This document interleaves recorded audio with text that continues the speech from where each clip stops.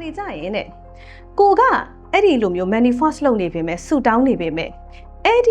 ီနေရာမှာရှိတဲ့ stress တွေအဲ့ဒီနေရာမှာရင်ဆိုင်ရမယ့်စိန်ခေါ်မှုတွေ challenges တွေအဲ့ဒီနေရာမှာကိုယူရမယ့် risk တွေကိုယ့်ရဲ့စိတ်ပိုင်းဆိုင်ရာကိုယ့်ရဲ့ရုပ်ပိုင်းဆိုင်ရာကိုယ့်ရဲ့ energy ပိုင်းဆိုင်ရာကခံနိုင်ရမရှိသေးဘူးဆိုရင်လေဆိုလိုချင်တာကဘယ်လိုပြောမလဲကိုယ့်ရဲ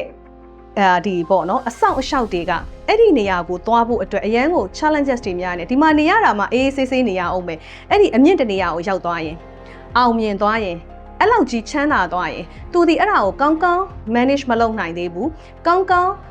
မစီစဉ်နိုင်သေးဘူး handle မလုပ်နိုင်သေးဘူးသူအဲ့လောက်ထိဒီ stress တွေကိုဒီစိတ်ဖိစီးမှုတွေကိုကြုံတွေ့လာရမယ့်အခက်အခဲတွေကိုခံနိုင်ရမရှိသေးဘူးဆိုရင်လေကိုယ့်ရဲ့အဆောင်ရှောက်တွေကိုယ်တိုင်ကကိုယ့်ကိုကာကွယ်ပြီးတော့ဒီနေရာမှာပဲထားလေးရှိတယ်ဒီနေရာမှာပဲထားလေးရှိတယ်အဲ့တော့စိတ်တော့အောင်မြင်တိုင်းချမ်းသာတိုင်းပေါ့နော်ဘယ်ဟာမဆိုလောကကြီးမှာစိတ်အမြဲတမ်းပြောတယ်အမြဲတမ်းကောင်းခြင်းဆိုးခြင်းတွေကဒွန်တွဲနေရရှိတယ်ဥမာခုနအလုံးနဲ့ပဲပြောရရင်ကိုက employee ဘဝကိုက company တစ်ခုရဲ့ဝန်ထမ်းဘဝမှာဝန်ထမ်းဘဝရဲ့ stress ရှိရဲဆိုရင်ကိုပိုင်လုပ်ငန်းလုပ်ချင်တယ်ဒီအလုပ်ကနေထွက်ချင်တယ်ဆိုရင်လည်းအဲ့ဒီကိုပိုင်လုပ်ငန်းရှင်မှာလည်းကိုပိုင်လုပ်ငန်းရှင်ရဲ့ stress ရှိရဲကိုရဲ့ stress level ကိုခံနိုင်တဲ့ဒဏ်ကအဲ့လုပ်ငန်းရှင်လောက်ထိမဖြစ်သေးဘူးဆိုရင်ကိုဘလို့ပဲစ조사ကိုပိုင်လုပ်ငန်းဖြစ်မလားအဲ့သဘောတရားကိုပြောတာပါအဲ့တော့ကိုကအဲ့ဒီနေရာကိုမရောက်သေးဘူးအဲ့နေရာကိုရောက်ဖို့အတွက်သင်ယူစရာတွေအများကြီးရှိသေးတယ်ဘာလို့လဲဆိုတော့လုပ်ငန်းရှင်ရဲ့ပတ်စံရတဲ့ကောင်းတဲ့အချမ်းကိုပဲမြင်လို့မရဘူးလုပ်ငန်းရှင်ရဲ့ stress တွေရှိရဲဆိုလိုချင်တာကို employee ဖြစ်နေရင်ကိုလဆင်လာတိုင်းဘလို့ပဲဖြစ်ကိုဟာလစာတစ်ခု facility တစ်ခုရမယ်လုပ်ငန်းရှင်ကသူများကိုအလုပ်ဖြစ်မဖြစ်သူများကိုလစာပေးဖို့ပါစဉ်းစားရတဲ့ stress တွေရှိရဲအဲ့တော့ကိုကတော့ရုပ်တရက်ဆိုရင်ဟာသူများ employee လောက်ရတာစိတ်ညစ်လိုက်တာသူများဝန်ထမ်းလောက်ရတာစိတ်ညစ်လိုက်တာငါကိုယ့်လုပ်ကိုပဲလုံးမှာပေါ့ဆိုပေမဲ့အဲ့ဒီရဲ့ကောင်းတဲ့အချမ်းမဟုတ်ဘဲနဲ့အဲ့ဒီရဲ့နောက်ဆက်တွဲပါလာတဲ့ခံရမယ့် stress တွေ challenges တွေ risk တွေကိုခံနိုင်ရမရှိသေးဘူးဆိုရင်လေ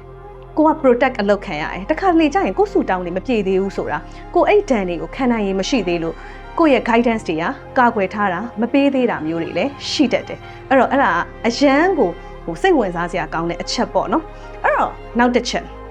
စိတ်နိုလောကကြီးမှာအမြဲတမ်းပြောသလိုပဲ blessing နဲ့ blessing ပဲရှိတယ်ကိုလိုချင်တာတွေရရင် blessing ပေါ့ခါလေကြရင်ကိုလိုချင်တာတွေမရဘူးဆိုတာဘာလဲဆိုတော့စိတ်ရှည်ဖို့သင်ပေးတာရှိတယ်ဥမာခါလေကြရင်ကိုကတစ်ပတ်လောက်နဲ့ဒါကိုရမယ်လို့တွက်ထားတယ်တစ်လလည်းမရဘူးနှစ်လလည်းမရဘူးဆိုရင်စိတ်ရှည်ဖို့သင်ပေးတဲ့အရာမျိုးတွေရှိတယ်ဥပမာစိတ်ကိုဆိုရင်စိတ်အမြဲတမ်းအသင်ခံရတဲ့အရာကစိတ်ရဲ့ guidance တွေကစိတ်ကိုသင်တဲ့အရာ patience ပဲတော်များများပေါ့နော်ဘာဖြစ်လို့လဲဆိုတော့စိတ်ရဲ့ငကိုမူလဗီဇပေါ့နော်ဗီဇကစိတ်ဉာဏ်လက်မြန်ဖြစ်တယ်ဝုံတိုင်းလောက်ချင်တယ်အဲ့လိုစောင်းရတာတွေတန်းစီရတာတွေအဲ့ဒါကြီးဆိုမခံနိုင်ဘူးကိုတခုပြောလိုက်လို့ချက်ချင်း reply မပြန်ရင်တောင်မှကိုယ့်ရဲ့ဗီဇမူလဗီဇစိတ်တူတက်တယ်အဲ့ခါကျရင်ကိုလိုချင်တဲ့ဟာတွေကိုအဲ့လိုမျိုးစိတ်ရှည်ဖို့ပေါ့နော်လွဲချော်သွားတာမျိုးတွေစောင့်ရတာမျိုးတွေသီးခံတတ်အောင်ခံဒီပါရမီတက်အောင်သင်ပေးတာမျိုးတွေရှိတယ်။အော်တခါလေကြာရင်ကိုလိုချင်တာတွေမရဘူးဆိုတာကအဲ့ဒီ manifestation တွေပြည့်မြောက်ဖို့အတွက်ကို energy မကိုက်တာမဟုတ်ဘူး။ကိုသင်ပေးခြင်းတဲ့အခါကျရင်ခုနလိုမျိုးပေါ့နော်ကိုရဲ့ဒါပို့ပြီးတော့ကောင်းတဲ့စိတ်အချမ်းကိုကောင်းတဲ့အမှုအကျင့်တွေကိုသင်ပေးခြင်းတဲ့ lesson တွေပေးခြင်းတဲ့အချိန်ကျရင်လေစိမ့်တို့ manifestation တွေကအလွယ်တကူမပြည့်တတ်ဘူး။အဲ့တော့နောက်ဆုံးချက်ကကြတော့ဘာလဲဆိုရင် timing မှာစိမ့်တို့မှာအကြောင်းအကျိုးအချိန်ခါစုံတယ်ဆိုတာရှိပါတယ်စိမ့်တို့ဒီဟာတစ်ခုကိုရဖို့အတွက်အချိန်မကျသေးဘူးဆိုရင်ဘလောက်ပဲ24နာရီမအိပ်ဖဲစူးစမ်းလဲမရပါဘူးအဲ့တော့စိမ့်တို့က timing divine timing ကိုရတဲ့ရထိုက်တဲ့ timing ဆိုတာကိုသိဖို့လိုတယ်အချိန်ကျလာရင်လေအဲ့ဒါနဲ့ကိုက်ညီတဲ့လူတွေဖြစ်ရက်တွေအတိုင်းအဝိုင်းတွေကကိုနဲ့အလိုလိုတွေ့ဆုံလာတာကြည့်တယ်ပဲ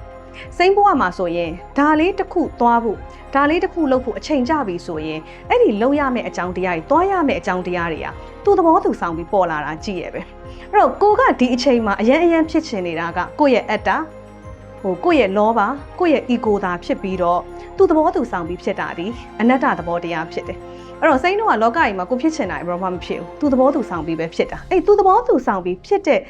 ရာကိုလက်ခံမှု timing ကိုလက်ခံမှုကလည်းအရေးကြီးတယ်အဲ့တော့ timing မကျဘူးအကြောင်းအကျိုးမစုံဘူးဒီဟာကကိုယ့်အတွက် right time မဟုတ်ဘူးဆိုလို့ကျင်တာ right time မဟုတ်ဘူးဆိုရင်လေဒီအရာတွေကကိုယ့်လက်ထဲကိုရောက်လာလိမ့်မရှိဘူးရုပ်တရက်ကြည့်ရင်ကိုယ့်ရဲ့ manifestation တွေက no လို့အငြင်းခံရတယ် reject အလုပ်ခံရတယ် မပြေဘူးဆိုတာမျိုးကိုကိုကယူဆမိတတ်ပါတယ်အဲ့တော့ဒါဒီစိန်ပြောသွားတဲ့အကြောင်းတရားတွေအားလုံးဟာကိုရှောက်နေတဲ့ spiritual journey ကိုလောက်နေတဲ့ဒီ energy work တွေ energy section တွေ and then ကိုလောက်ခဲ့တဲ့ manifestation တွေကပြန်ပြီးတော့စဉ်းစားကြည့်ရင်ဘယ်တော့မှမပြေဘူးတာတွေရှိလဲမပြေဘူးတာတော့ရှိမှာပဲစိတ်မှလည်းရှိတယ်အဲ့ဒီတော့ကမပြေတာကဘလို့အရာတွေနဲ့ဒီမှာပြောသွားတယ်ဘလို့အရာတွေနဲ့သွားပြီးတော့ဟိုကိုက်ညီနေတာလဲဆိုတာ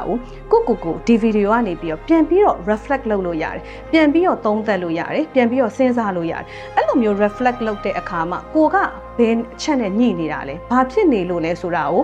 aware ဖြစ်လာလေကိုပို့ပြီးတော့အရှိတရားကိုဖြစ်သမျှကောင်းခြင်းဆိုးခြင်းတွေကိုလက်ခံနိုင်လေကိုသွားရမယ့်လမ်းကြောင်း solution ကိုတွေ့လေပါပဲအဲ့တော့ spiritual journey မှာရှောက်လန်းနေတဲ့သူတွေ manifestation တွေလုပ်နေတဲ့သူတွေအတွက်ဒီဗီဒီယိုလေးကအင်မတန်ကိုအထောက်ပံ့ပြုလိမ့်မယ်လို့စိတ်အနေနဲ့ယုံကြည်ပါတယ်အချိန်ပေးပြီးတော့ကြည်ပေးရဲ့အတွက်ကျေးဇူးအများကြီးတင်ပါတယ်စိန်ကတော့ life coach energy healer နဲ့ spiritual mentor ဒေါက်တာစိန်ဖြစ်ပါတယ်